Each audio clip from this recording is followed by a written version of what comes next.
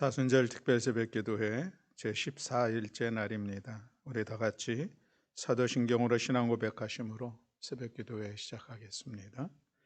나는 전능하신 아버지 하나님 천지의 창조주를 믿습니다. 나는 그의 유일하신 아들 우리 주 예수 그리스도를 믿습니다. 그는 성령으로 잉태되어 동정녀 마리아에게서 나시고 본디오 빌라도에게 고난을 받아 십자가에 못 박혀 죽으시고 장사된 지 사흘 만에 죽은 자 가운데서 다시 살아나셨으며 하늘에 오르시어 전능하신 아버지 하나님 우편에 앉아 계시다가 거기로부터 살아있는 자와 죽은 자를 심판하러 오십니다. 나는 성령을 믿으며 거룩한 공교회와 성도의 교제와 죄를 용서받는 것과 몸의 부활과 영생을 믿습니다. 아멘. 우리 찬송가 246장 찬송하시겠습니다. 찬송가 246장입니다.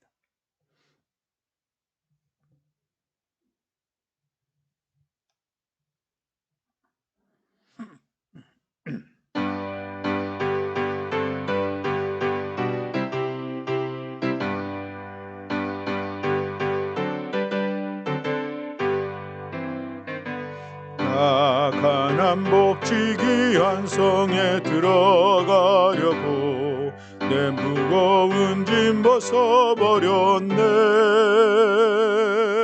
죄중에 다시 방황할 일 전혀 없으니 저 생명 시냇가에 살겠네.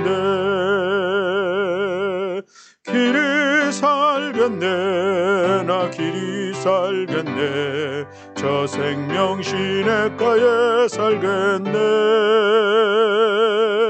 길이 살겠네. 나 길이 살겠네. 저 생명 시냇가에 살겠네. 그 불과 구름 기둥으로 인도하시니 나가는 길이 태평하겠네. 그 요단강을 내가 지금 건넌 후에는 저 생명 시냇가에 살겠네. 길이 살겠네. 나 길이 살겠네. 저 생명 시냇가에 살겠네. 길이 살겠네. 나 길이 살겠네. 저 생명 시냇가에 살겠네. 내 주린 영혼만 나로서 먹여주시니 그 양식 내게 혁명되겠네. 이후로 생명 양식주와 함께 먹으며 저 생명 시냇가에 살겠네. 길이 살겠네. 나 길이 살겠네. 저 생명 시냇가에 살겠네. 길이 살겠네. 나 길이 살겠네. 저 생명 시냇가에 살겠네. 아멘. 오늘 우리 함께 봉독할 말씀은 요한계시록 21장, 22장 1절부터 5절의 말씀입니다. 요한계시록 22장 1절부터 5절에 있는 말씀.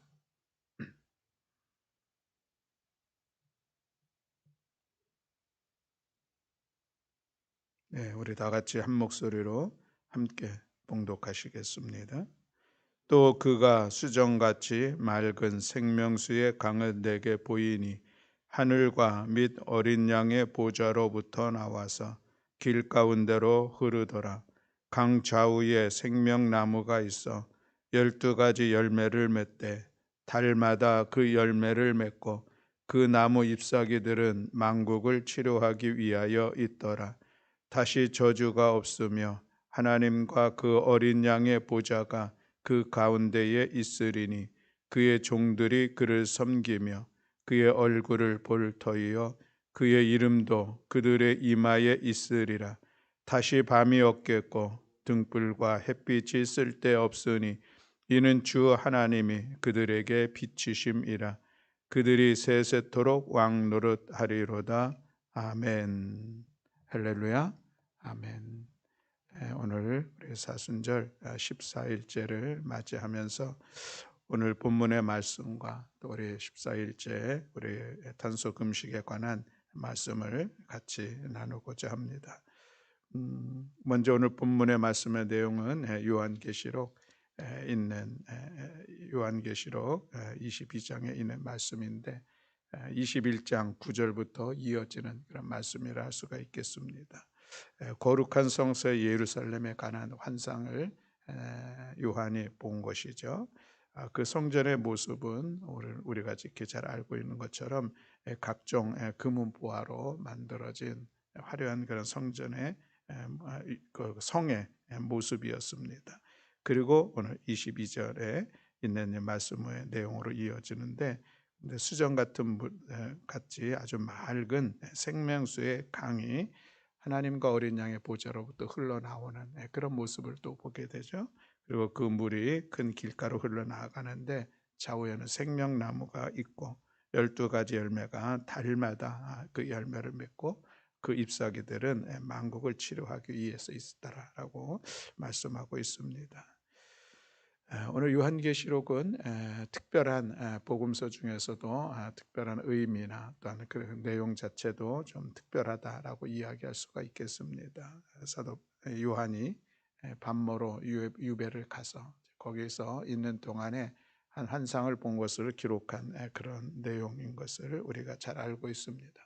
근데 이 요한계시록이 쓰여지게 된 그 시대적 배경이라고 하는 것을 우리가 생각해 보면은 그때 당시의 현실은 참으로 고통스럽고 어렵게 짝이 없었습니다. 로마의 황제로부터 그 어느 때보다도 극심한 핍박을 받는 그런 시간들, 예수 그리스도를 믿는다는 것이 이렇게 힘든 것인가? 과연 굳이 이렇게 이 어려움을 당하면서도 핍박을 당하면서도 우리가 신앙생활을 해야 될 것인가? 라고 하는 그런 상당히 어렵고 힘든 그런 시대였었습니다. 믿음이 흔들리는 그런 모습이 있습니다. 불시험과 같은 어려운 상황들이 있었습니다. 그러나 우리에게는 그들에게 힘과 소망과 용기를 주고자 하는 그런 말씀이 바로 요한계시록이죠. 그래서 영원한 하나님의 나라에 대한 그런 내용들이 기록되고 있는 것을 볼 수가 있습니다. 지금 우리가 현재 고난을 당하고 있으나 그러나 지금 당하고 있는 고난과는 좋게 비교할 수 없는 또 다른 새 예루살렘의 영광이 우리에게 있다라고 하는 그런 말씀을 통하여서 이제 오늘의 어려움들을 능히 극복하면서 믿음의 길을 또 믿음으로 승리하기를 원하는 그런 의도를 가지고 있는 것, 이것이 요한계시록의 말씀이요. 오늘의 본문은 그 새 예루살렘의 모습들을 오늘 우리에게 전해주고 있는 것을 볼 수가 있습니다. 오늘 우리 예수 그리스도를 믿는 믿음의 사람들에게 있어서의 가장 큰 소망은 무엇인가? 그것은 하나님 나라에 대한 그런 소망을 품고 살아가는 것이죠. 요한계시록을 보면서 우리가 그런 하나님 나라에 대한 소망을 다시 한번 기억하고 오늘 본문의 말씀을 통하여서 우리에게 있는 하나님 나라에 대한 소망을 다시 새기며 오늘 하루도 믿음으로 나아가는 우리 모두가 되기를 원합니다.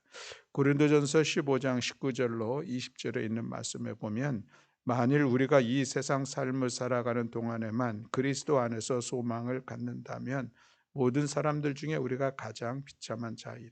그러나 이제 그리스도께서 죽은 자들로부터 일어나사 잠자는 자들의 첫 열매가 되셨도다라고 말씀하고 있습니다.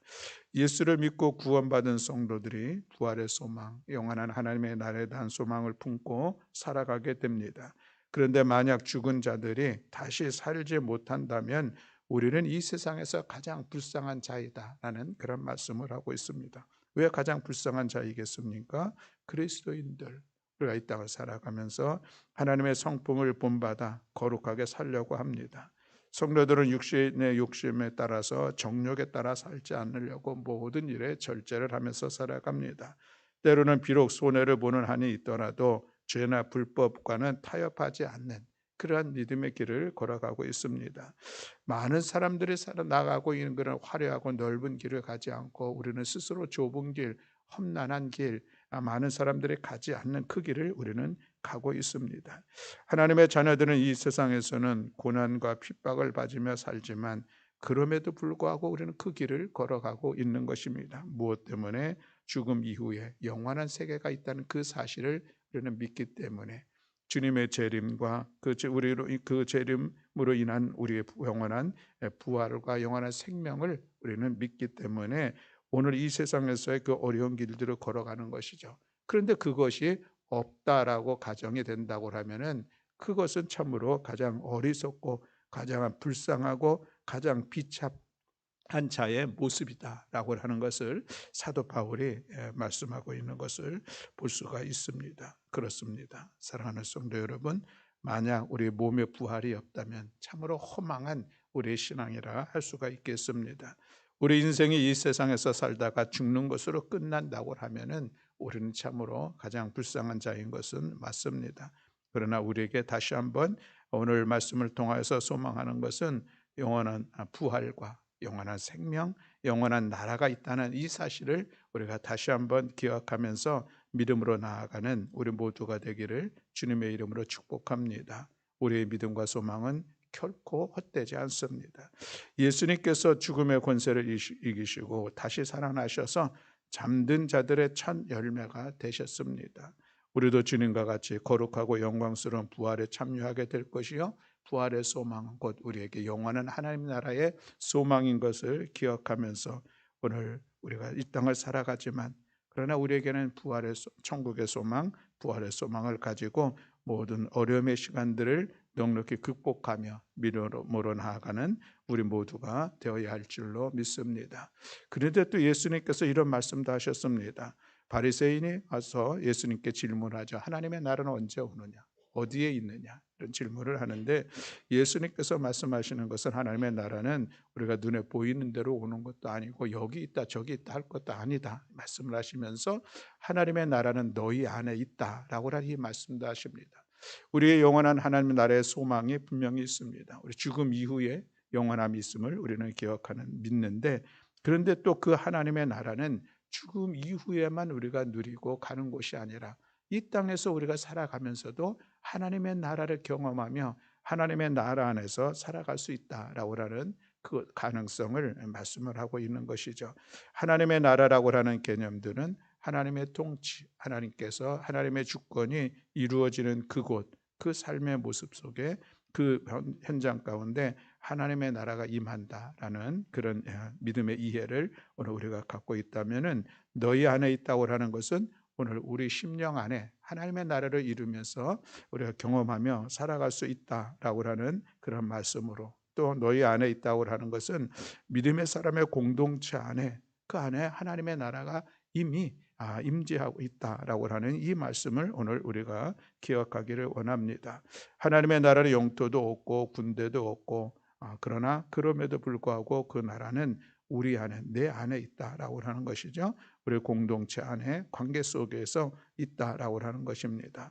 그래서 하나님의 능력이 그 삶을 통하여서 그 관계들 속에서 나타나고 있는 그것을 오늘 우리는 또 이루며 살아가는 그래서 이 땅에서도 하나님의 나라를 이루어 가려고 하는 그런 소망을 가지고 우리는 믿음의 길을 걸어가고 있는 것입니다. 우리 한 사람 한 사람이 하나님의 나라를 이루어가는 구성 요소인 것을 오늘 우리가 기억하면서 오늘도 나를 통하여서 내 안에서 우리들의 관계 속에서 내가 살아가고 있는 삶의 자리에서 하나님의 나라를 이루며 나아가는 우리 모두가 되어야 할 줄로 믿습니다. 이 삶의 모습이 천국을 소망하는 자의 오늘 우리가 살아가야 될 삶의 모습이라고 하는 것을 다시 한번 기억하면서 오늘은 우리의 본문 말씀을 통하여서 영원한 거룩한 성 예루살렘 성 그것을 꿈꾸고 소망하면서 살아가는 삶 또 그리고 그 삶 소망으로 인하여서 오늘도 우리들의 삶의 자리에서 하나님의 나라를 이루어가는 거룩한 성도의 삶이 될 수 있기를 주님의 이름으로 축복합니다. 아멘. 오늘 또 본문의 말씀은 집과 사무실에 화분 가져다 놓기라고 하는 그런 주제를 가지고 있습니다. 우리 같이 그 핸드북에 있는 오늘의 말씀을 같이 읽도록 하겠습니다. 기르는 반려식물이 있다면 다 같이 읽겠습니다. 기르는 반려식물이 있다면 집과 사무실에 가져다 놓기만 해도 여러 가지 이점이 있습니다. 화분은 공간을 아름답게 하는 것 외에도 공기를 정화하고 당신의 스트레스 수준을 낮추며 일의 집중력을 높입니다. 올해는 다른 사람에게 선물할 때에도 다른 품목 대신 화분을 심은 식물을 사는 것이 어떨까요? 시간이 지나도 계속해서 아름다운 선물이 될 것입니다. 아멘. 자, 오늘 우리가 올해는 탄소 금식 운동을 하면서 계속해서 반복적으로 나오는 그런 의미들이 있습니다. 10번째 주제에도 보면은 공동체 정원을 가꾸어 보자라고 하는 것이 있습니다. 11번째는 자연 친화적 공간을 좀 갖추어 보자라는 그런 이야기가 있습니다. 그리고 오늘은 집과 사무실에 화분을 기르자라고 하는 그런 말씀을 또 같이 주제를 우리가 또 같이 가지고 있습니다. 이것은 우리가 이 환경 운동 또 친자연적 환경을 살자고 하는 것은 좀 큰 거대 담론, 우리가 하나님의 창조 세계를 회복하자고 하는 그 안에 있지만 여전히 그것도 우리들의 삶의 자리에서 우리가 하나 작은 것들부터 친환경적 삶을 세워가는 것, 이것이 중요하다고 하는 것을 오늘 우리에게 보여주고 있습니다. 우리의 일상 속에서 우리의 가정 안에서 화분을 기르고 또 이렇게 자연환경을 가까이서 대할 수 있는 그런 환경을 만들어가는 것, 이것도 여전히 우리가 자연에 대한 이 큰 담론을 세워갈 수 있는 그런 하나의 첫 걸음이다라고 하는 것을 오늘 우리가 기억하면서 기르는 반려식물이 있다고 얘기를 하죠. 반려식물이라고 하는 것도 여전히 좀 독특한 표현이 아니겠습니까?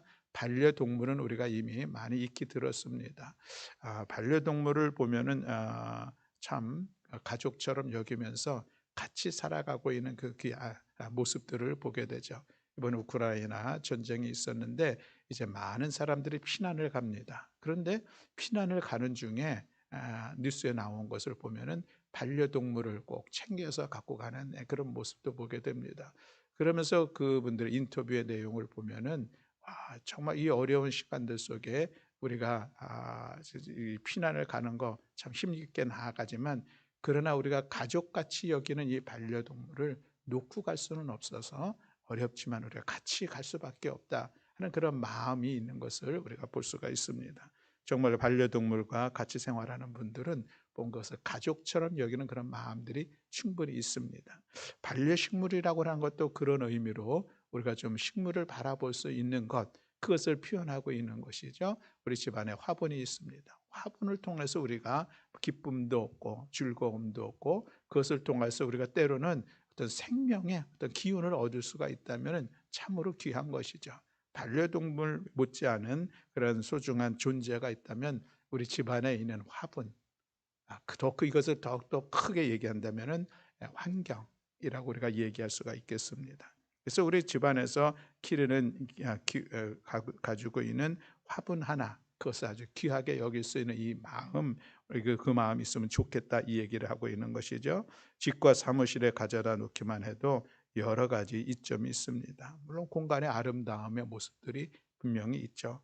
또 그리고 공기를 정화하는 그런 작용들도 있고, 또 그것을 바라보면서 우리의 마음의 무거움들, 또 스트레스들이 좀 해소할 수 있는 그런 일들을, 우리가 유익함들을 가질 수가 있겠는데, 그래서 우리가 화분을 잘 관리하고 다스리는 것은 우리가 반려동물과 같은 그런 마음을 가지고 우리가 식물을 바라볼 수 있으면 좋겠다 하는 것입니다. 그런 의미에서 우리가 선물을 할 때도 화분을 선물할 수 있는 것이 어떨까 하는 것을 또 제안하기도 합니다. 그래서 오늘 우리가 집과 사무실에 화분을 가져다 놓기라고 하는 이 주제를 기억하면서 혹이나 오늘 이 주제에 우리가 마음의 감동이 되면, 지금 이제 봄철인데 우리 서운홍에 나가 보니까 꽃집들에 꽃들이 참 많이 있습니다. 하나 사서 그것을 가정에다 놓고 그것을 귀하게 바라보면서 우리의 마음에 또 이 녹색 식물이 주는 그런 기쁨도 평안함도 우리 같이 느낄 뿐만 아니라 또 그것을 통하여서 자연을 사랑하는 그런 마음들을 또 새롭게 세워가는 우리 모두가 되기를 원하고, 또 그 마음의 감동이 좀 더 나아간다면 누군가에게 이 선물을 좀 같이 전할 수 있는 그런 시간을 갖는다면 또 그 얼마나 귀한가 하는 그런 생각을 갖습니다. 요즘 계속되어지는 이 코로나 환경이 우리를 더욱더 또 마음을 무겁게 하는 그런 모습들이 있습니다. 이제 50만이 넘어가는 그런 통계가 오늘 나올 것 같기도 하는데, 하루하루 이 팬데믹의 상황들이 우리에게는 더 어두움의 시간들로 가는 그런 모습이 있죠. 물론 이것이 우리가 정점을 지나는 또 새로운 소망을 갖는 시간들이기도 분명한데, 이럴 때에 우리가 이 작은 화분 나누기를 통하여서 서로를 격려하고 응원할 수 있으면은 좋겠다는 그런 생각도 갖습니다. 아무쪼록 그리고 또한 여러분들의 가정에 또 사무실에 이미 화분이 있다면 그것을 반려식물의 그런 마음을 가지고 잘 보살피기도 하고 늘 함께 관계하는 그 시간들을 통하여서 그 녹색 생물이 우리에게 주는 그런 유익함들을 함께 누리며 나아가는 우리 모두 교우들이 되고, 그런 시간들을 통하여서 우리가 더욱더 자연을 사랑하고 또 친자연적인 삶의 자리를 세워가는 우리 모두가 되기를 주님의 이름으로 축복합니다. 아멘. 기도하겠습니다. 사랑과 은혜가 많으신 하나님 아버지, 예수 그리스도를 믿는 믿음의 사람들에게 주신 이 영원한 하나님의 나라에 대한 소망을 오늘 우리는 말씀을 통하여서 다시 한번 기억하면서 새 거룩한 새 예루살렘의 그 영광을 꿈꾸며 소망하며 오늘도 믿음의 길을 걸어 나아가는 우리 모든 성도들 될 수 있도록 은총 허락하여 주시옵소서. 오늘 우리들의 삶의 여러 가지 힘들고 어려운 상황들, 또 때로는 우리가 예수 그리스도를 믿는다는 그 이유로 인하여서 불편하기도 하고 손해를 보기도 하고 여러 가지 유혹들을 우리가 물리치면서 하나님의 의를 이루며 살아가는 그 시간들이 고단하고 힘들지만, 그럼에도 불구하고 하나님의 나라를 소망하면서 오늘의 이 어려움의 모든 상황들을 넉넉히 극복하며 나아가는 우리 모든 성도들 되게 하여 주시옵소서.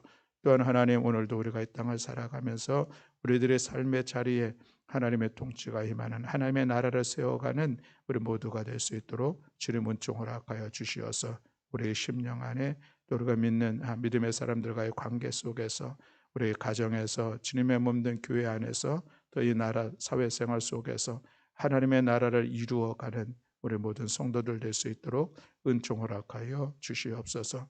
탄소금식 14일째 날로서 오늘 우리는 화분 하나를 통하여서 우리가 생명의 존중함을 여길 수 있는 은혜, 바라볼 수 있는 은혜도, 또 그것을 통하여서 우리가 더욱더 하나님의 피조 세계를 바라볼 수 있는 믿음의 눈도 열어가게 하시고 우리들의 삶이 더욱더 친환경적인 삶으로 세워가는 시간 될 수 있도록 주님 은총 허락하여 주시옵소서. 오늘도 우리의 기도를 들어 응답하시고 역사하여 주실 여호와 하나님을 찬양하며 우리 구주 예수 그리스도의 이름으로 기도드렸습니다. 아멘. 하늘에 계신 우리 아버지여, 이름이 거룩히 여김을 받으시오며 나라가 임하시오며 뜻이 하늘에서 이루어진 것 같이 땅에서도 이루어지이다. 오늘 우리에게 일용할 양식을 주시옵고 우리가 우리에게 죄 지은 자를 사하여 준 것 같이 우리 죄를 사하여 주시옵고 우리를 시험에 들게 하지 마시옵고 다만 악에서 구하시옵소서. 나라와 권세와 영광이 아버지께 영원히 있사옵나이다. 아멘.